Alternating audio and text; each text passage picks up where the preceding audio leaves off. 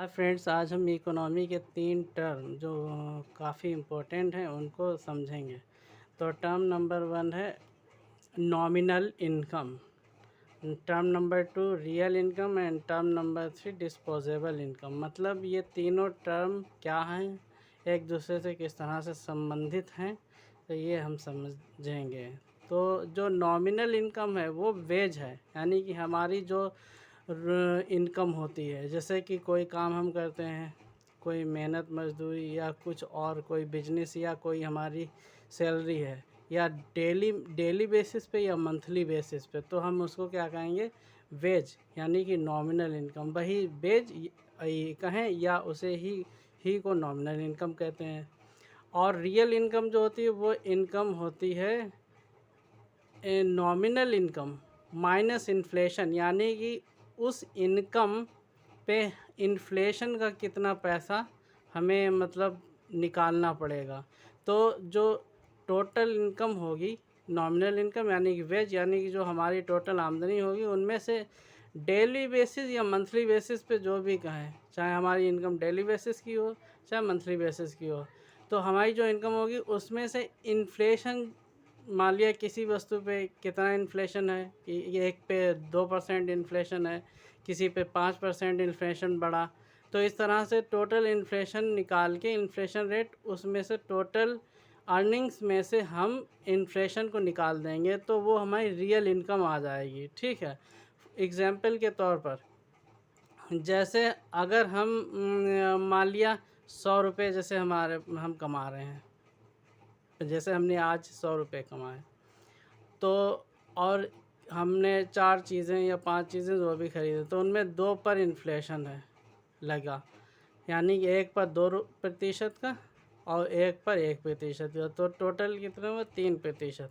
तो और हमने कमाए कितने, वेज हमें कितना मिला आज, 100 रुपये, और 3% यानी 3 रुपये हमने निकाल दिए इन्फ्लेशन, तो कितने बचे, 97। यानी कि हमारी जो रियल इनकम आज की हुई है 97 रुपये। हालांकि इनकम कितनी है, वेज कितनी है, 100 रुपये, लेकिन इन्फ्लेशन निकालने के बाद 97 बचे, तो वो रियल इनकम है।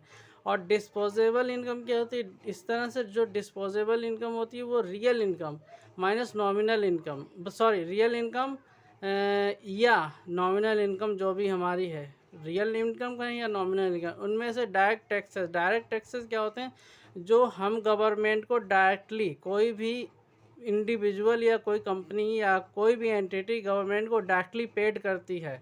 ठीक है, तो वो उसका क्या कहलाता है, डायरेक्ट टैक्स कहलाता है। जैसे कि इनकम टैक्स हो गया, प्रॉपर्टी टैक्स और टैक्सेस ऑन एसेट्स हो गया, तो ये डायरेक्ट टैक्सेस कहलाएंगे। ठीक है,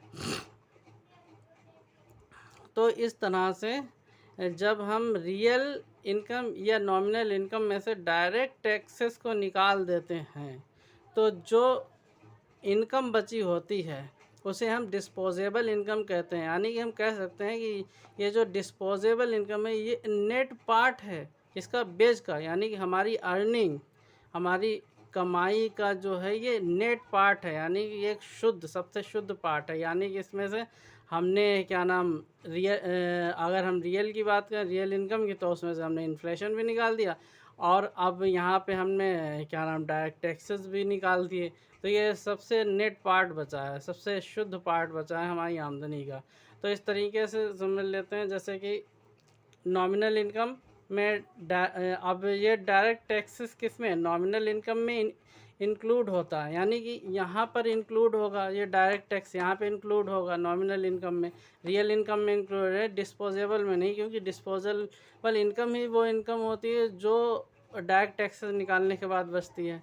तो यानी कि हम कह सकते हैं नॉमिनल इनकम में डायरेक्ट टैक्स इंक्लूड है, रियल इनकम में डायरेक्ट टैक्स इंक्लूड है, और जो डिस्पोजेबल है इनकम, इसमें डायरेक्ट टैक्स जो है वो इंक्लूड नहीं है। ठीक है, तो thank you for watching this video.